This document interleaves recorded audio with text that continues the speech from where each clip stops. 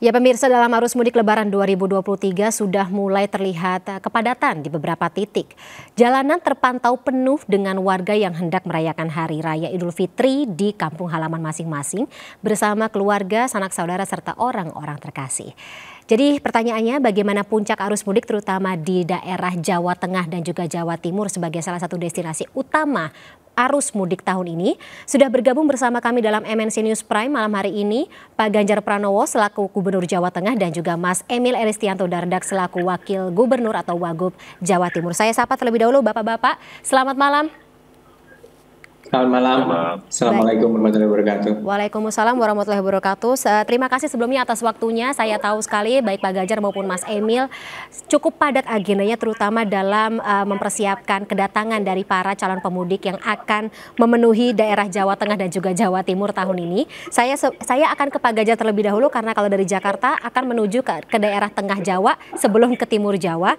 Pak Ganjar, bagaimana dari pemerintahan Anda dari kegubernuran dalam menghadapi jumlah para pemudik yang tampaknya tahun ini lebih padat dibandingkan tahun lalu?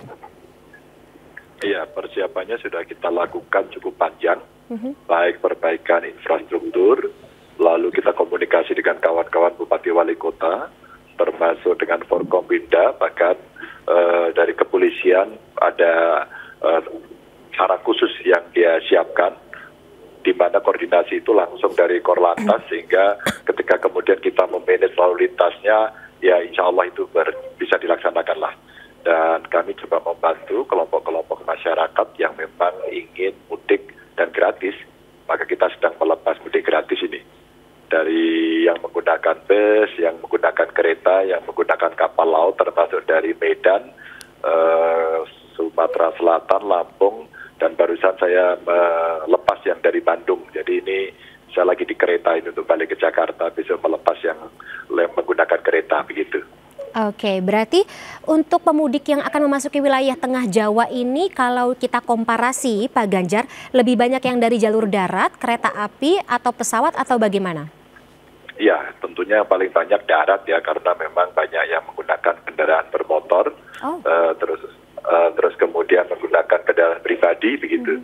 Maka kemarin yang menggunakan kendaraan bermotor kita coba fasilitasi mereka menggunakan kapal laut, jadi bawa badannya sendiri, anggota keluarganya termasuk membawa sepeda motornya. Juga mulai besok 3 trip perjalanan menggunakan kereta api, kita sediakan juga gerbong khusus dan sepeda motor, sehingga insya Allah bisa aman dan lebih berkesan begitu. Amin ya robbal alamin. Dan kalau tadi persiapan di Jawa Tengah, bagaimana dengan Jawa Timur sendiri Mas Emil? Baik, di Jawa Timur juga tadi hari ini Pak Kapolda mulai meninjau titik-titik yang utama, dan besok rencananya dari Polri, bahkan Pak Kapolri sendiri akan ke Jawa Timur. Ibu Gubernur tadi telah melaksanakan apel seluruh personil utama di Pemprov Jawa Timur, menyampaikan kita harus siap untuk mendorong lancarnya arus mudik tahun ini karena naik 17% dari 18 juta menjadi 21 juta orang. Sebagai contoh, kalau yang melalui jalan itu tahun lalu 2,2 juta penumpang, tahun ini bisa 2,8. Kereta api yang biasanya 1 juta, lebaran tahun lalu jadi 1,8, tahun ini prediksi 3,4 juta penumpang. Nah, dengan tingkat seperti ini, bagi insan yang bertugas tentu harus benar-benar bisa mengoptimalkan kesiagaan kita. Nah, inilah yang sudah kita petakan, termasuk mudik gratis tadi Pak Gubernur Jawa Tengah. Kita juga untuk pemotor kita ada mudik gratis, di mana 400 kendaraan sepeda motor itu kita angkut pakai truk justru supaya mereka nggak terlalu banyak di jalur-jalur yang padat dan rawan kecelakaan. Oke, Pak Emil, bicara mengenai titik rawan kecelakaan, dari Ditlantas Polda Jawa Timur sendiri sudah memetakan ada 76 titik rawan kemacetan dan 72 titik rawan kecelakaan. Bagaimana untuk pemantauannya sendiri? Ya, jadi tadi sudah dipetakan ya titik kemacetannya ada 76 tadi ya. Angkanya memang kita ada beberapa klasifikasi, itu titik kemacetannya lebih banyak lagi, dan yang paling prime itu ada 22 titik rawan kemacetan di jalan arteri. Nah, ini simpul kan, dari situ itu kemudian akan menimbulkan simpul-simpul kemacetan yang lain. Dan kalau di gerbang tol ada 7 titik, jadi 22 di jalan arteri, 7 titik di wilayah tol. Ini semua kita identifikasi kalau sampai kemudian terjadi kemacetan itu kita harus lakukan misalnya sistem jemput bola di gerbang tol. Jadi tappingnya itu jangan terpusat di gardunya. Kemudian buka tutup baik juga rest areanya ini bisa juga jadi mengular kan karena semua pada pengen ke rest area. Ini juga harus diatur dan rekayasa lalu lintas lainnya, one way dan sebagainya di exit ini semua sudah disimulasi. Oke, baik. Sebentar, saya mendengar ada suara telepon yang terputus. Apakah itu dari Pak Ganjar? Oke, baik. Saya akan kembali ke Mas Emil sambil kita masih akan mencoba menghubungi Pak Ganjar. Pak Emil, terkait dengan bagaimana tadi pemantauan tersebut, kemudian kita tahu bahwa pemudik yang akan masuk ke wilayah timur Jawa ini atau ke Jawa Timur lebih banyak komparasinya berasal dari mereka yang menggunakan kendaraan roda 4 dan juga roda 2 alias jalur darat. Ada imbauan tersendiri Pak dari Wagub terkait dengan mereka yang akan terutama berkendara dengan roda 2. Kita tahu bahwa kecelakaan kendaraan bermotor roda 2 ini cukup masif terjadi di lalu lintas begitu di jalan saat proses mudik berjalan. Baik, semaksimal mungkin jalan yang berlubang tentunya ditambah, tetapi menghilangkan gelombang bukan hal yang mudah. Jadi jalan itu tidak berlubang tapi kemungkinan bergelombang. Ini kita alami termasuk waktu kami meninjau jalur Surabaya, Gresik, Lamongan menuju ke Babat, Bojonegoro dan Babat ke arah Tuban misalnya. Itu jalur Pantura. Jadi mohon betul kadang mungkin dalam keadaan lelah ada dua refleksnya gitu. Orang lelah kadang-kadang dia jalannya pelan atau malah dia main gas gitu, tapi dengan kurang waspada. Jadi saya ingin menyampaikan bahwa pemerintah semaksimal mungkin berusaha menambal jalan-jalan yang berlubang. Ini dilakukan dan kami juga telah meminta kepada seluruh dishub sampai tingkat kabupaten kota untuk memetakan betul yang berlubang wajib ditambal. Tapi sekali lagi nambal tidak menghilangkan gelombang di jalan ini karena memang menghilangkan gelombang itu butuh investasi yang besar, itu harus digaruk lagi, dilapis beton kadang-kadang. Jadi memang mohon juga tetap waspada. Kita tahu masyarakat mengidam-idamkan jalan yang mulus tidak ada gelombang dan secara bertahap tentu pemerintah ingin mewujudkan di semua hierarki jalan. Baik, baik. Pak Emil, saya akan berlanjut atau saya akan kembali terhubung dengan Pak Ganjar. Pak Ganjar? Baik. Pak Ganjar, kalau tadi ada 70 lebih titik kemacetan di wilayah Jawa Timur. Sementara kalau di Jawa Tengah sendiri, dari Provinsi Jawa Tengah sudah memetakan ada beberapa titik yang berpotensi untuk macet begitu di di tengah Jawa. Baik, kembali terputus sambungan kita. Kami masih akan tetap mencoba untuk menghubungi Pak Ganjar Pranowo selaku Gubernur Jawa Tengah, mengingat bahwa memang banyak sekali arus atau katakanlah jumlah dari pemudik yang akan memasuki tengah Jawa untuk sebagai destinasi mudik pada tahun ini. Saya kembali ke Mas Emil. Mas Emil, dari pantauan Anda ketika ada penambahan 17% begitu jumlah pemudik yang akan memasuki Jawa Timur, apakah sudah termapping atau terpetakan kota-kota mana saja yang akan kedatangan banyak calon pemudik tersebut? Jadi origin destination ya, kalau asal pergerakan terbesar itu Surabaya, itu menyumbang 17% keluar ke daerah-daerah lain gitu. Disusul Gresik ya, Gresik itu dan Sidoarjo. Tapi Sidoarjo nomor 2. Nah kemudian dari Malang, Malang ini juga banyak bergerak. Jadi pergerakannya dia kan numpuk dulu, kemudian dia menyebar. Ada yang ke arah barat menuju ke Tuban, ada yang ke arah. Nah sekarang dengan adanya jalan tol, kebanyakan kendaraan-kendaraan roda 4 akan melalui jalan tol. Ya dari Surabaya mereka bisa ke arah Solo, bisa ke arah Malang, bisa ke arah Probolinggo. Bahkan sekarang sudah dibuka tol dari Probolinggo Leces itu sampai ke Gending sudah beroperasi. Itu sudah nambah sekitar puluhan kilo lebih lah gitu ya ke jalur yang cukup padat. Jadi ini kita mapping semua sudah. Tapi kalau untuk destination tersebar, destinasinya ya ke desa kan ya, artinya ke kampung halaman ini tersebar begitu di 38 kabupaten kota di Jawa Timur. Berarti jadi, untuk pintu masuk mobilitas kita ini ada dua strata jadi ya. Pemudik yang tadi lewat wilayahnya Bapak Gubernur Jawa Tengah dulu sebelum masuk ke wilayah Jawa Timur, ada juga yang melalui pesawat, melalui kereta dari Jakarta atau dari luar provinsi, tapi intra provinsi ini juga pergerakannya akan besar. Dari Surabaya Raya, dari Malang Raya menuju ke wilayah-wilayah di Jawa Timur. Oke, berarti untuk exit tol Gending, Leces Gending sudah mulai bisa dibuka ya Pak ya? Atau sudah dibuka memang? Sudah ditinjau langsung oleh Bu Gubernur dan sudah siap untuk beroperasi di masa mudik ini. Kan puncaknya itu kan menjelang cuti bersama 19 ya besok. Baik. Pak Ganjar, apakah kita sudah kembali terhubung bersama? Iya, iya. Baik, Pak Ganjar, tadi bicara mengenai titik macet yang ada di wilayah Jawa Tengah. Kabarnya akan terpusat atau lebih banyak terjadi kemacetan tersebut di wilayah jalur selatan. Kira-kira bagaimana antisipasinya? Ya, makanya akan ada kendali dari pusat ya, dengan Korlantas, yang mereka menyiapkan kontrol nasionalnya. Tapi dari Polda menyiapkan kontrol lokalnya. Maka sebenarnya harus bisa dipecah dua, yang melalui Pantura dan Pansela. Memang Pansela ini belum tuntas, jalannya udah bagus, tapi penerangannya belum ada. Nah, makanya kita minta untuk sedikit berhati-hati, kita buat penerangan darurat kemarin yang coba kita lakukan. Ini yang terjadi. Makanya rasa-rasa kalau kita melihat akan lebih banyak menggunakan di jalur Pantura. Baik, berarti untuk infrastruktur memang sudah dipersiapkan, Pak, sejak kapan? Programnya seperti Mas Em tadi sampaikan, kerusakan jalan hampir selama 2 tahun kan tidak ada perbaikan yang berarti begitu, maka banyak yang berlubang dengan kondisi cuaca yang memang cukup ekstrim, termasuk kemudian ya banyak angkutan yang modal begitu ya. Jadi kemarin sudah dikejut sama Kementerian PUPR dan rata-rata di daerah-daerah yang memang jadi prioritas sudah selesai begitu ya.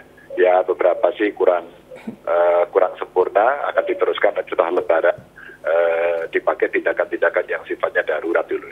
Oke, berlaku situasional ya.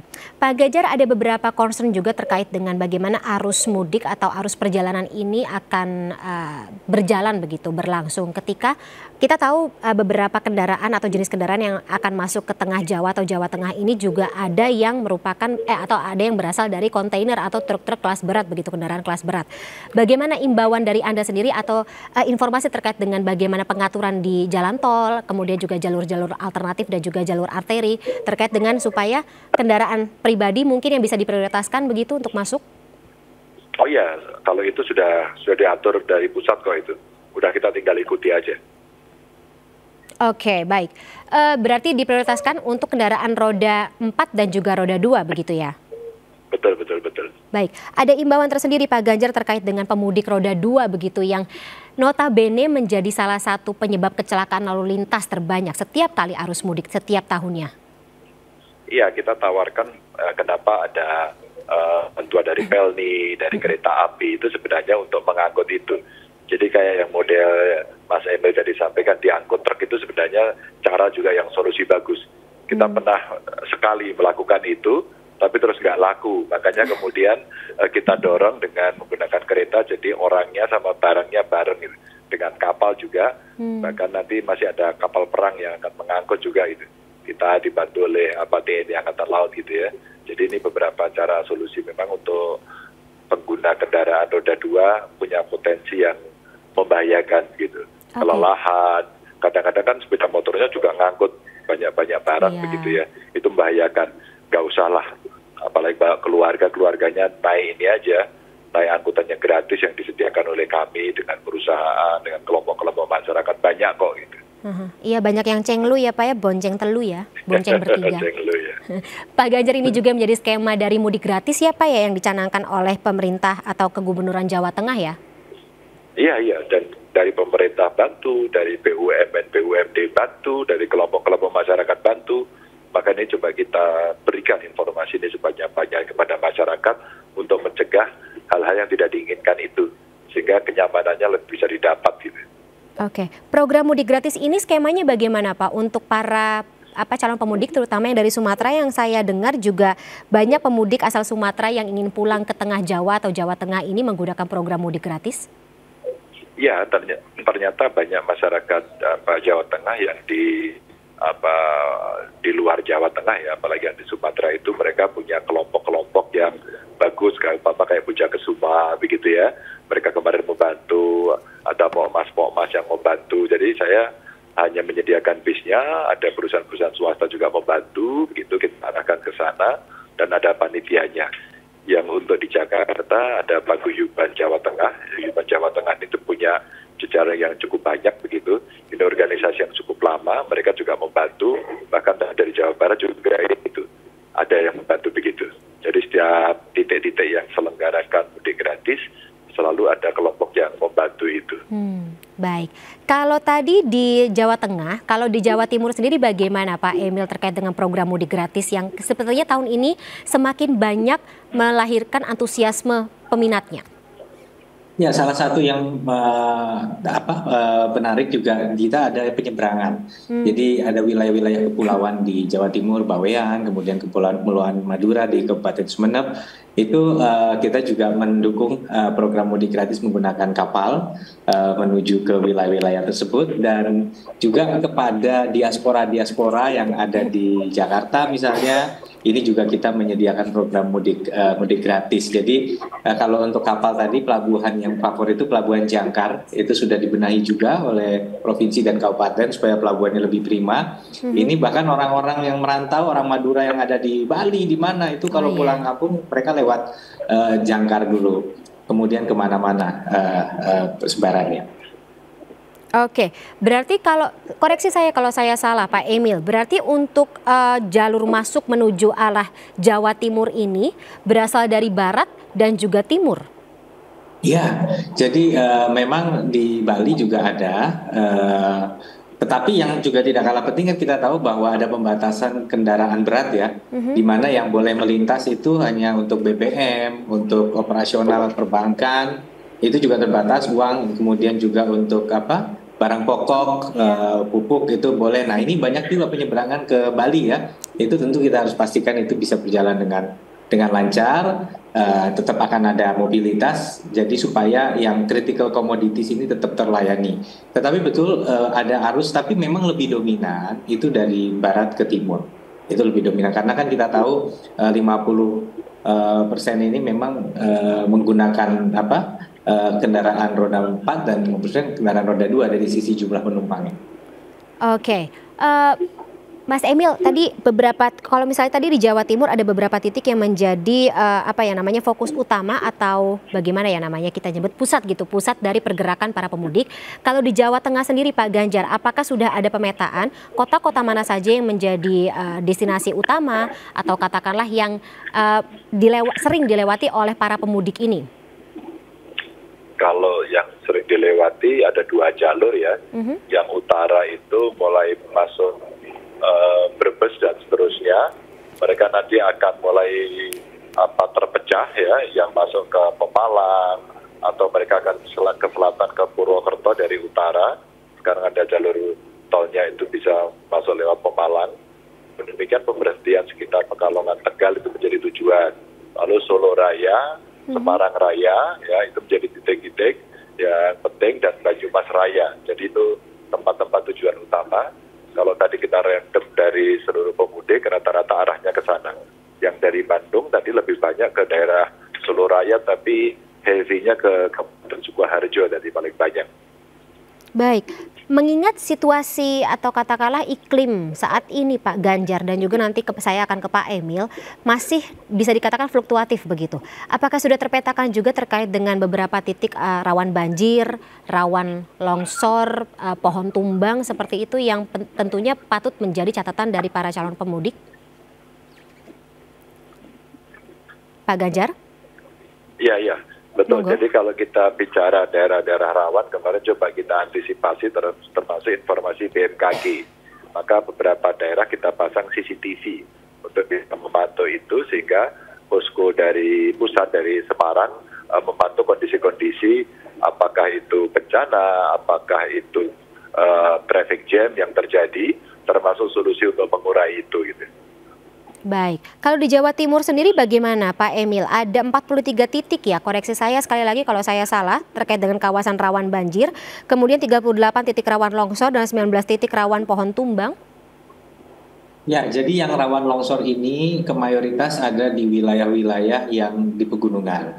Nah, pegunungan ini dominan ada di wilayah selatan Jawa Timur, baik dari Pacitan, Trenggalek. Jadi kalau dari Jawa Tengah masuk itu ya bisa lewat JLS, Jalan Pansela itu bisa masuk ke Pacitan, itu wilayahnya Pak Gubernur lewat Wonogiri, Cimantoro terus. Nah itu memang ada, kalau hujan itu jenuh bisa banjir Trenggalek, kemudian terus selatan. Lalu dari Banyuwangi ke Jember juga itu ada. Jadi daerah-daerah pegunungan ini memang rawan. Tapi bukan hanya itu, di utara juga ada beberapa daerah pegunungan, karena gunung-gunung besar itu kan ada Gunung Wilis, Gunung Ijen, Arjuno, kemudian juga Bromo, Tengger, Semeru. Nah, ini hujan ini masih jalan sampai sekarang, masih sering turun dan deras, sehingga ada kerawanan untuk longsor. Nah, disinilah memang sudah ada mekanisme, dan UPT P3LLAJ ini memang ditugaskan untuk memastikan diseminasi dan updating informasi titik lokasi daerah rawan macet, rawan laka, kecelakaan, dan rawan bencana alam. Jadi itu kerawanan yang kita ambil. Kalau memang banjir ada, tapi yang lebih jadi fokus saat ini adalah memang kerawanan longsor, karena dan itu biasanya di daerah yang justru ya tidak banyak penerangan jalan, karena daerah-daerah pegunungan, dan justru banyak dimanfaatkan oleh mereka yang ingin ke desa-desa dan kampung halaman. Oke, ini menjadi sebuah sosialisasi atau bahan sosialisasi tersendiri ya bagi para calon pemudik jika ingin mencari jalur alternatif ke daerah-daerah tersebut. Saya kembali ke Pak Ganjar. Pak Ganjar, kita tahu dengan adanya atau meningkatnya antusiasme para calon pemudik di tahun ini dibandingkan tahun kemarin. Dan tentunya ini diharapkan juga bisa membawa berkah tersendiri begitu, benefit tersendiri bagi daerah Jawa Tengah. Apa ekspektasi Anda dengan adanya arus mudik atau perjalanan mudik tahun ini? Ya, harapan saya mereka tentu bisa bertemu keluarganya, itu saya kira yang paling esensial. Tapi kalau dari sisi ekonominya, pasti kita akan mendapatkan pertumbuhan ekonomi di sana, karena pasti konsumsi akan meningkat. Cuman yang ketiga ya jangan boros-boros. Akan lebih bagus, ya, akan lebih bagus kalau diinvestasikan di daerah.